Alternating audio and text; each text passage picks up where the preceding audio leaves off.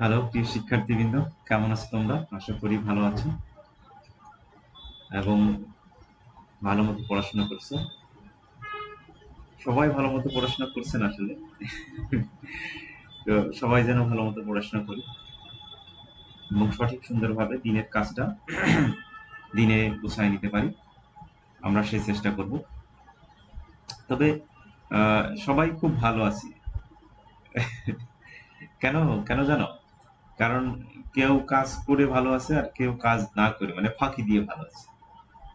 তো আসলে ফাঁকি দিয়ে ভালো থাকার ভিতরে কোনো কৃতিত্ব নেই।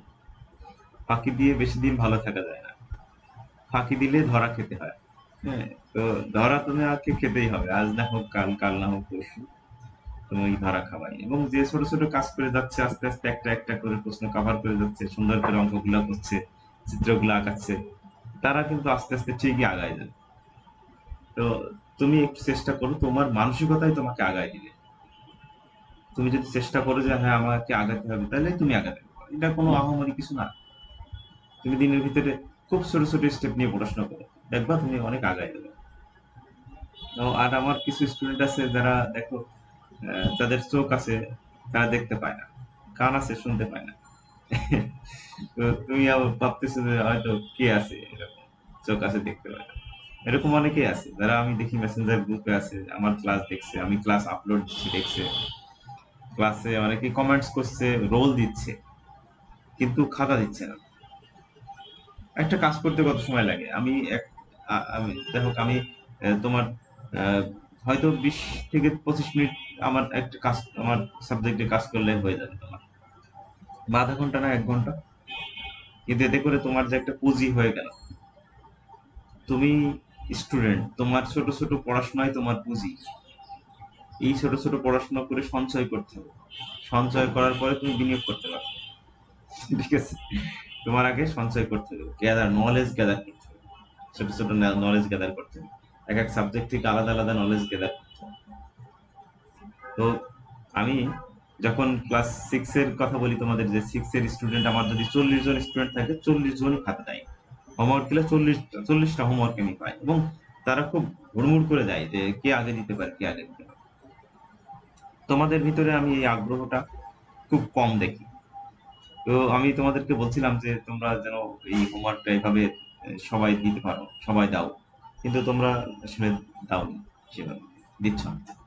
তোমরা বলছিলে যে ওরা তো বাচ্চা ছেলেপেলে স্যার, ওরা তো সারাদিন পড়াশোনা নিয়ে ব্যস্ত থাকে, আমরা তো অনেক কিছু নিয়ে ব্যস্ত থাকি। আসলে এখন তো তোমার অনেক কিছু নিয়ে ব্যস্ত নেই, এখন তো তুমি সারাদিন ঘরের ভিতরে, তুমি মিনিমাম যে কটা সাবজেক্ট আছে সেই কয় ঘন্টা পড়লেই তোমার খুব সুন্দরভাবে কাজগুলা হয়ে যাবে। তো আমি কেন এই কথা বললাম, যে তুমি 1 to 10 পর্যন্ত পড়াশোনা করছো, এর ভিতরে কিন্তু এই এসএসসি পর্যন্ত যে ফলাফলটা নিয়ে তুমি মাথায় পড়ে আছো, মাথার মুকুটটা, তাই না? তো তোমার এই মাথার মুকুটটা কিন্তু ওই পরিশ্রমের ফল, ওই 10টা বছর পরিশ্রমের ফল তুমি আজকে ভোগ করছো। তো কারোর মুকুটটা খুব সুন্দর, ঝকঝক করছে, কারোর মুকুটটা একটু মলিন, আর একটু মলিন, এরকম কেউ মুকুটই পায়নি, মানে ফেল করেছে। Then, তো আমি চাই যে তোমাদের সবার মাথায় ভালো একটা সুন্দর মুকুট থাকুক। সেই মুকুটটা, যেটা বলছিলাম, যে ওই পরিশ্রমের ফল যেমন আজকে মাথায় করে নিয়ে আসছো, আজকে তুমি যদি পরিশ্রম না করো, এই 2টা বছর যদি পরিশ্রম না করো, 2টা বছর পরে কিন্তু তোমার মাথায় মুকুট থাকবে না, ফেল করতে পারো, বা একটা ভালো মুকুট থাকবে না, মানে মলিন মুকুট থাকবে। আর তুমি যদি A+ পেতে পারো, ভালো একটা ভালো ফলাফল দিতে পারো, তাহলে অবশ্যই তোমার মাথার মুকুটটা চকচক করবে।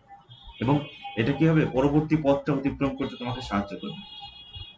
পড়াশোনা করলে তো সবাই ভালোবাসে, ইভেন টিচার থেকে শুরু করে আত্মীয় স্বজন, বন্ধু বান্ধব, মা বাবা, সবাই খুব বেশি ভালোবাসে, খুব।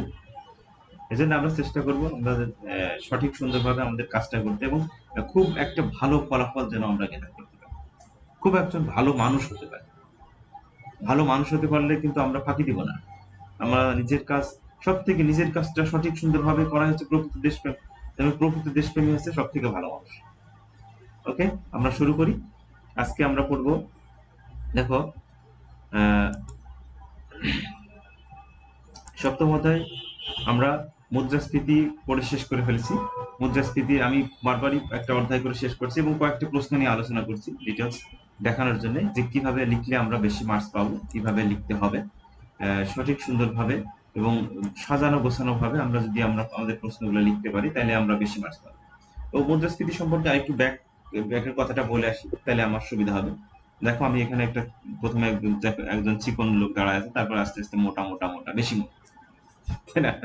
তার মানে তোমার এটা বোঝাতে চাচ্ছি যে টাকার পরিমাণটা যেরকম ছিল আস্তে আস্তে আস্তে আস্তে আস্তে আস্তে ফুলে যাচ্ছে, ফুলে ফেপে মোটা হয়ে যাচ্ছে। টাকার পরিমাণ যখন বেশি হয়ে যায়, পরিমাণটা বেশি হয়ে যায়, তখন অর্থের ক্রয় ক্ষমতাটা কমে যায়। যেমন ওই যে আগে 1 টাকায় 8 মণ চাল পাওয়া যেত, এরকম সময়। তো ওই সময় টাকার পরিমাণটা, মুদ্রার পরিমাণটা কম ছিল আর অর্থের ক্রয় ক্ষমতাটা বেশি ছিল।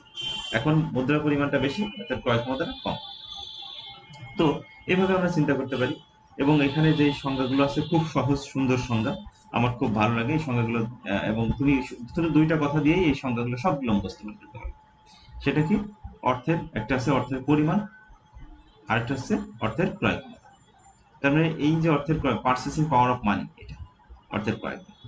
আরেকটা হচ্ছে অর্থের কোয়ান্টিটি, কতটুকু পরিমাণ অর্থ, কতটুকু পরিমাণ অর্থ। তো এই 2টা কথা দিয়ে আমরা আমাদের সংজ্ঞাগুলো মনে রাখবো। কি বললাম? অর্থের ক্রয় ক্ষমতা, অর্থের পরিমাণ। দেখো আমরা আমাদের প্রশ্নে আগাই। মুদ্রাস্ফীতির 7ম অধ্যায় আছে, 7ম অধ্যায়ে আমরা পড়বো। এখন এই যে এইখানে খুব ভালো করে লক্ষ্য করো, তুমি চিত্র লক্ষ্য করো, এই চিত্রটাই কিন্তু প্রশ্ন। Board question 17। দেখো এই কোশ্চেনটাই তোমার প্রশ্ন হয়ে দাঁড়াবে।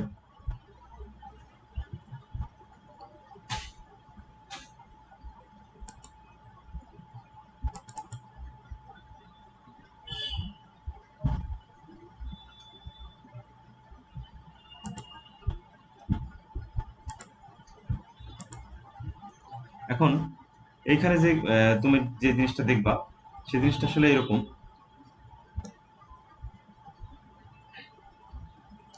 দেখো কলম নিতে একটু ঝামেলা হচ্ছে, ঠিক হয়ে যাবে হয়তো।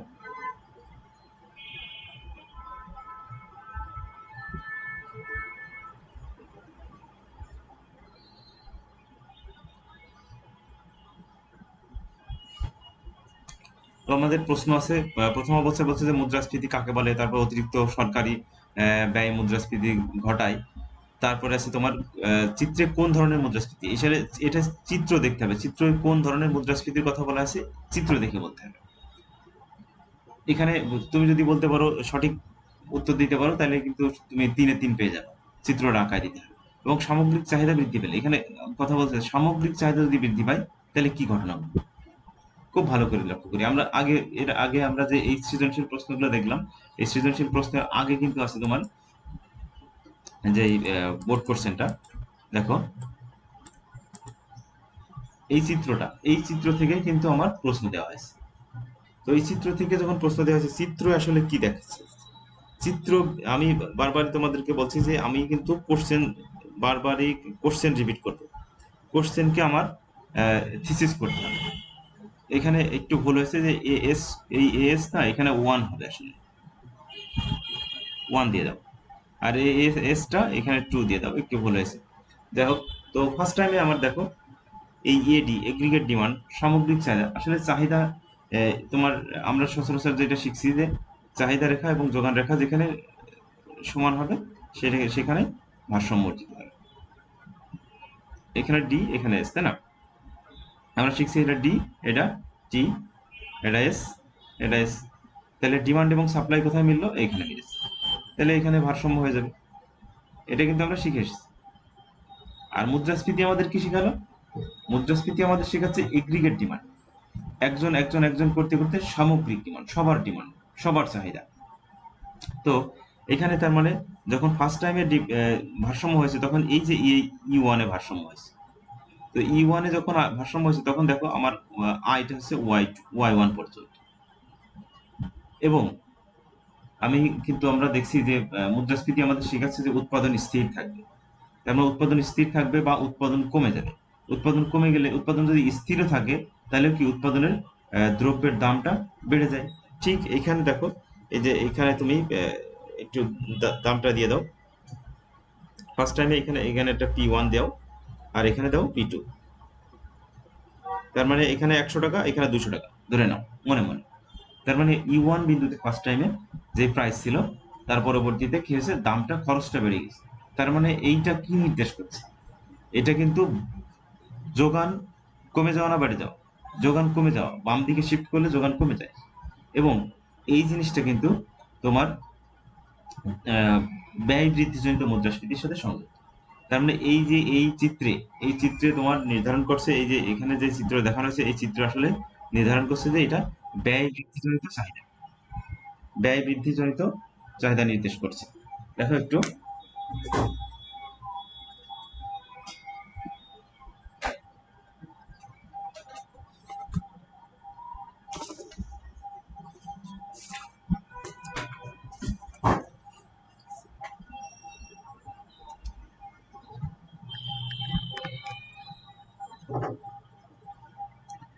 সরি আসলে আমার চাল ব্যাটারি ছিল। যাই হোক, তো আমরা যেটা শিখছিলাম যে এটা কি ব্যয় বৃদ্ধিজনিত, মানে ব্যয়কে বাড়ায় দিচ্ছে। দেখো P1 থেকে P2 তে চলে যাচ্ছে, তার মানে এখানে নিশ্চয়ই ব্যয় বৃদ্ধি হয়ে যাচ্ছে, ব্যয় বৃদ্ধিজনিত মুদ্রাস্ফীতি সৃষ্টি হচ্ছে। এবার আমরা দেখব যে প্রশ্ন, আমরা তো দেখলাম যে প্রশ্ন আসলে কি বলছে। মুদ্রাস্ফীতি কাকে বলে? অতিরিক্ত সরকারি ব্যয় যে মুদ্রাস্ফীতি ঘটাতে পারে। আমি তো এই ব্যাপারে অনেকবার বলছি কিন্তু, যে অতিরিক্ত অতিরিক্ত সরকারি ব্যয়টাই মুদ্রাস্ফীতির বড় একটা কারণ হয়ে দাঁড়ায়। অতিরিক্ত মুদ্রাস্ফীতি যদি আমরা অতিরিক্ত মুদ্রাস্ফীতি যখন ঘটে, তখন মুদ্রাস্ফীতিটা সরকার, মনে করো আমি চিন্তা করলাম যে আমাদের এলাকায় একটা টেক্সটাইল মিল হলো, এখানে সরকারের ব্যাপক টাকা কিন্তু খরচ হয়। তো হিউজ পরিমাণ টাকার খরচ খরচ যখন হচ্ছে, তখন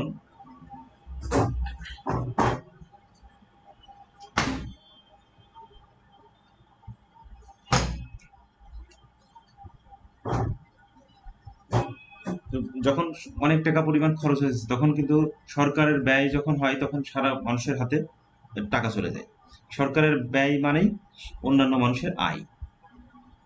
তো এখন দেখা যায় যে সরকারের আয় হলে, ওই যে যে জায়গায় আমরা অনুপার্জিত আয় করছি, সরকার দেখা যাচ্ছে একটা এলাকায় যে একটা তোমার যে টেক্সটাইল মিল করছে, ওখানে ওই টেক্সটাইল মিলের আশেপাশে কিন্তু মানুষের কর্মসংস্থান সৃষ্টি হচ্ছে।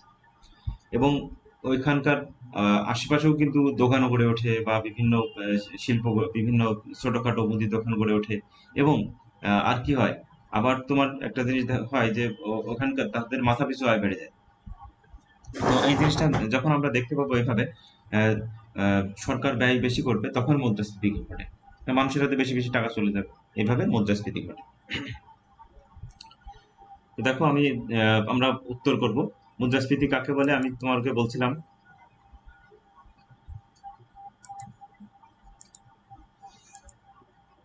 আমরা প্রশ্ন করে দেখলাম যে এখানে মুদ্রাস্ফীতি খুব সহজভাবে লেখা যাবে, দুইটা টার্ম মনে রাখলে, একটা হচ্ছে অর্থের ক্রয় ক্ষমতা আর অর্থের পরিমাণ। তো আমি যখন মুদ্রাস্ফীতি কাকে বলে বলবো, তখন বলবো যে মুদ্রাস্ফীতি এমন একটি পরিস্থিতি যখন অর্থের পরিমাণ বেড়ে যায় এবং অর্থের ক্রয় ক্ষমতা কমে যায়, এমন একটা অবস্থাকে মুদ্রাস্ফীতি বলে। যা হোক, তুমি দিতে পারবা। সরকারি ব্যয় বৃদ্ধি পেলে মুদ্রাস্ফীতি বাড়ে, আমরা এই কথা উত্তর দিয়ে দিলাম। এবার বলছে চিত্রে কোন ধরনের মুদ্রাস্ফীতি প্রকাশ পেয়েছে। আমি ডাইরেক্ট দেখে, চিত্র দেখেই বললাম যে এখানে তোমার ব্যয় বৃদ্ধিজনিত মুদ্রাস্ফীতির প্রকাশ পেয়েছে। এবং সামগ্রিক চাহিদা বৃদ্ধি পেলে, তখন সামগ্রিক চাহিদা বৃদ্ধি পেলে কি চাহিদা রেখাটা শিফট করবে, এখানে কি রেখা, যোগান রেখা শিফট করছে। আর তাহলে সামগ্রিক চাহিদা বৃদ্ধি পেলে সামগ্রিক রেখা, যার চাহিদা রেখা শিফট করবে। ঠিক, আমরা এবার উত্তরে দেখে আসি। আমরা সব উত্তর কিন্তু আমরা বলে দিলাম, এবার আমরা এটার সাথে মিলাই দেখি।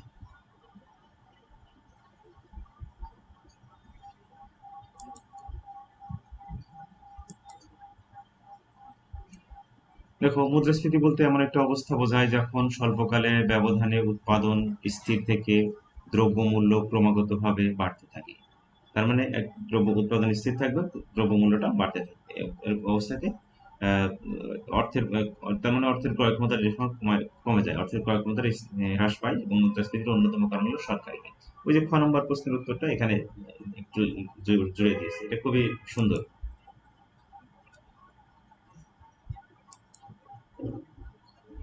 তো এবার 6 নম্বর উত্তর দেখো, 6 নম্বর প্রশ্নের উত্তর দেখতে পাচ্ছি আমরা।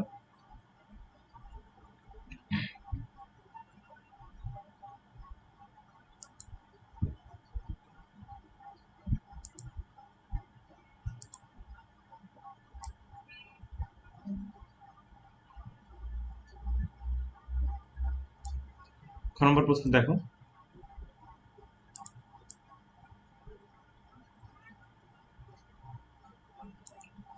বলছে দেশের বিভিন্ন অনুন্নত ও উন্নয়নশীলমূলক কাজের জন্য সরকার কিন্তু প্রায়শই অনেক ব্যয় করে থাকে।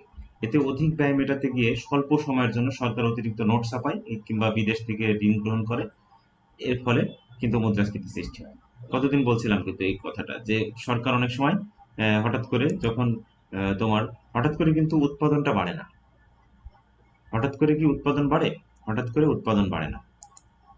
হঠাৎ করে কিন্তু মুদ্রা ছাপানো যায়, হঠাৎ করে মুদ্রাটা ছাপায় দেওয়া যাচ্ছে, কিন্তু হঠাৎ করে উৎপাদন বাড়ে না।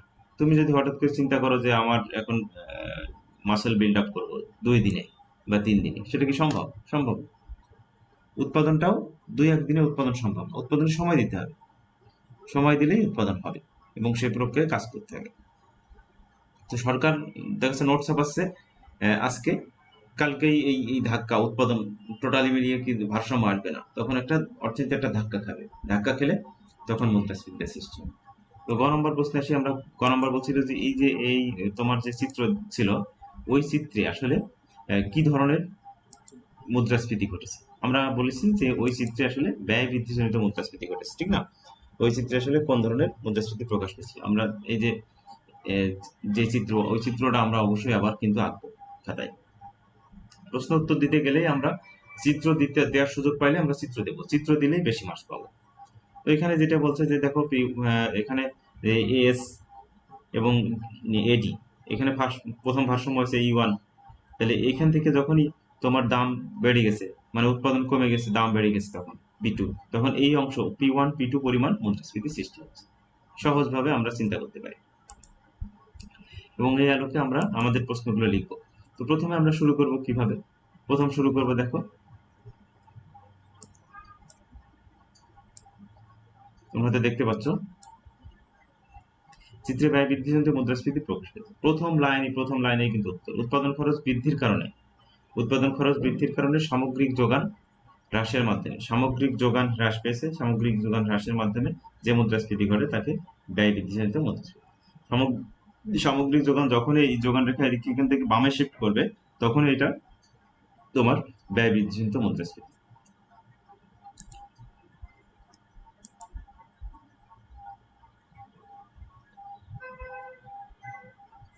এখান থেকে আমরা যে চিত্রটা আঁকছি সেই চিত্রের বর্ণনাটা দিয়ে দেব। চিত্রের বর্ণনা দিয়ে দেওয়া খুব সহজ, নিজের মতো আমরা চিত্রের বর্ণনা দিতে পারবো। এখন নিজের মতো আমরা চিত্রের বর্ণনা দিয়ে দিই, তাহলে আমরা কি লিখবো? আমরা প্রথম অবস্থায় চিত্রের ভূমি অক্ষে কি আছে? চিত্রে ও ওয়াই অক্ষে, ও ওয়াই ভূমি অক্ষে জাতীয় আয় এবং ও পি লম্ব অক্ষ যেটা দেওয়া আছে, এতে দাম স্থান নির্দেশ করা আছে। উপকরণ বৃদ্ধি এবং উৎপাদন হ্রাস এর কারণে সামগ্রিক যোগান রেখা বামে স্থানান্তরিত হয়েছে এবং দাম বৃদ্ধির কারণে চিত্রের প্রথম অবস্থায় এই বিন্দু E1 থেকে পরবর্তীতে E2 তে স্থানান্তর হয়, যা P1, দাম P1 থেকে P2 তে চলে যাচ্ছে। এই অবস্থাকে মুদ্রাস্ফীতি বলে। এই অবস্থা কি মুদ্রাস্ফীতি বলছে? তখন এই অবস্থাকে কি মুদ্রাস্ফীতি বলছে? এই অবস্থাকে কিন্তু তোমার ব্যয় বৃদ্ধিজনিত। এসে চিত্রে ও অক্ষে জাতীয় আয় এবং এদের লম্ব অক্ষে যেটা বললাম, এটা E1 প্রথম অবস্থায় আয় স্তর 1 ছিল এবং P1 দাম নির্ধারিত হলো। এবার পরবর্তীতে কি হলো? P2 দাম নির্ধারিত হচ্ছে। এখান থেকে P1 থেকে P2 তে চলে আসছে শিফট করে। দেখো এখানে সামগ্রিক যোগান হ্রাসের ফলে সামগ্রিক যোগান রেখা AS1 থেকে AS2 তে চলে গেছে এবং AS2 তে যাওয়ার পরে E1 থেকে E2 তে যায় যে পরিমাণ, এবং আমি প্রথমেই বলে দিলাম P1 থেকে P2 তে দাম বৃদ্ধি পাচ্ছে। এখানে তাহলে এই অংশটুকু তোমার এই অংশটুকুই কিন্তু মুদ্রাস্ফীতি সৃষ্টি হচ্ছে। তাহলে তুমি এই সহজভাবে এই জিনিসটা কিন্তু দেখাতে পারো।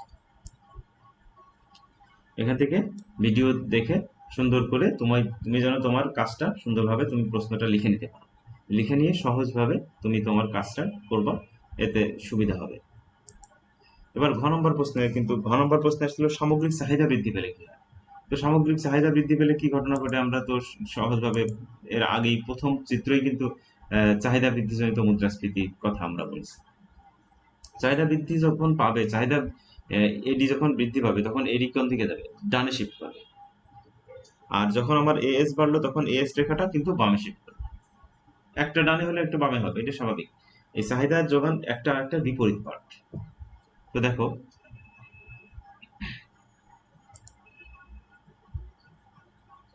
আমরা ঘ নম্বর প্রশ্নে আসবো।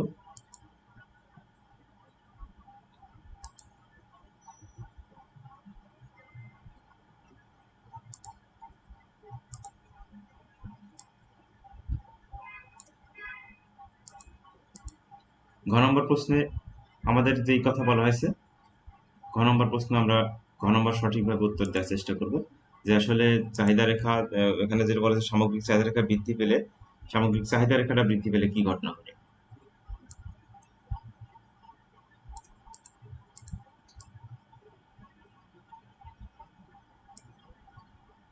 সামগ্রিক চাহিদা রেখা বৃদ্ধি পেলে প্রদত্ত চিত্রে এডি রেখা ডান দিকে স্থানান্তরিত, এখান থেকে ডান দিকে শিফট করে যাবে, তাই না? ডান দিকে স্থানান্তরিত হবে। অর্থনীতিতে সামগ্রিক চাহিদা এডি বৃদ্ধি পাওয়ার কারণে যে মুদ্রাস্ফীতি ঘটে তাকে সামগ্রিক চাহিদা বৃদ্ধি। এই প্রশ্নের ভিতরেই প্রশ্নের উত্তর লুকিয়ে আছে। মুদ্রাস্ফীতি ঘটে বলে গেল সাধারণভাবে ভোগ বৃদ্ধি, বিনিয়োগ বৃদ্ধি, সরকারি ব্যয় বৃদ্ধি, রপ্তানি ব্যয় বৃদ্ধি, মুদ্রার পরিমাণ বৃদ্ধি, সুদের হার হ্রাস এবং সুদের হার হ্রাস বৃদ্ধির কারণে এই ধরনের মুদ্রাস্ফীতিটা ঘটে থাকে। ঘ নম্বরে আমরা যখন এইটুকু লেখার পরে আমরা আমাদের চিত্রটা দেখি। তো চিত্রে দেখো, চিত্র তুমি সহজভাবে বুঝতে পারবা চিত্রটা।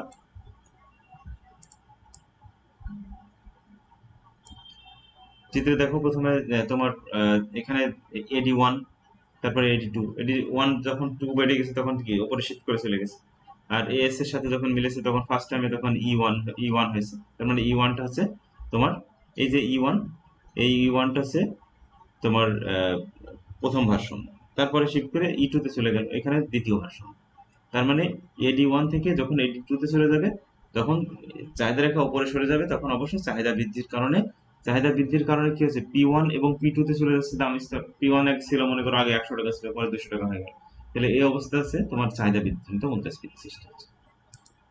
এই যেটা আমরা আঁকলাম এইটাই সঠিকভাবে আমরা লিখে দেব। আগে গ নম্বর প্রশ্নের উত্তর যেভাবে আমরা বর্ণনা দিলাম সেম এইভাবে কিন্তু আমরা আমাদের বর্ণনাটা নিয়ে আসতে পারি। যে ভূমি অক্ষে কি প্রকাশ করছে, লম্ব অক্ষ কি প্রকাশ করছে, তাহলে আমরা সেই জিনিসটা দেখাতে পারি। দেখো চিত্রে ভূমি অক্ষে ও ওয়াই জাতীয় আয় নির্দেশ করা আছে এবং ওপি লম্ব অক্ষে দাম নির্দেশ করা আছে। প্রথমে এই বিন্দুতে ই ওয়ান বিন্দুতে কি হয়েছে, এডি ওয়ান এডি আর এস ওয়ান যখন তোমার এস এবং এডি ওয়ান এর মাধ্যমে প্রাথমিক ভারসাম্য, যা প্রাথমিক দাম হচ্ছে পি ওয়ান এবং আই স্তর হচ্ছে ওয়াই ওয়ান নির্দেশ করছে। এবার আবার দেখো যে তোমার এখানে যেটা বলছে তুমি পরবর্তীতে দিতে পারবা এভাবে। আবার সামগ্রিক চাহিদা বৃদ্ধির কারণে যখন এডি ওয়ান থেকে এডি টু তে শিফট করলে তখন ই ওয়ান থেকে ই টু তে চলে গেল, ই টু তে চলে যাওয়া মানে কি তোমার হচ্ছে দাম পি ওয়ান থেকে পি টু তে চলে গেল। এইভাবে চাহিদার ফলে মুদ্রাস্ফীতি ঘটে। তার মানে এই মুদ্রাস্ফীতিকেই বলা হচ্ছে চাহিদা বৃদ্ধিজনিত মুদ্রাস্ফীতি। এইভাবে সহজভাবে আমরা যদি আমাদের প্রশ্নকে কাভার করতে পারি একটা একটা স্টেপে, তাহলে আমি আমার বিশ্বাস তোমরা অবশ্যই ভালো করবা। তোমরা সুন্দরভাবে প্রশ্নগুলো লিখবা, লিখে আমাকে দেখাবা। আমি আশা করি তোমরা ভালো করবা। সবাই মিলেই ভালো থাকি, সবাই যেন ভালো একটা ফলাফল বহন করতে পারে। আর ক্লাসগুলোর প্রতি গুরুত্ব দাও, সঠিক সুন্দরভাবে তুমি তোমার কাজকে গুছায় নাও। দিনের কাজ দিনের ভিতরে করার চেষ্টা করো, কাজ ফেলে রাখো না। সবাই ভালো থাকো, সুস্থ থাকো।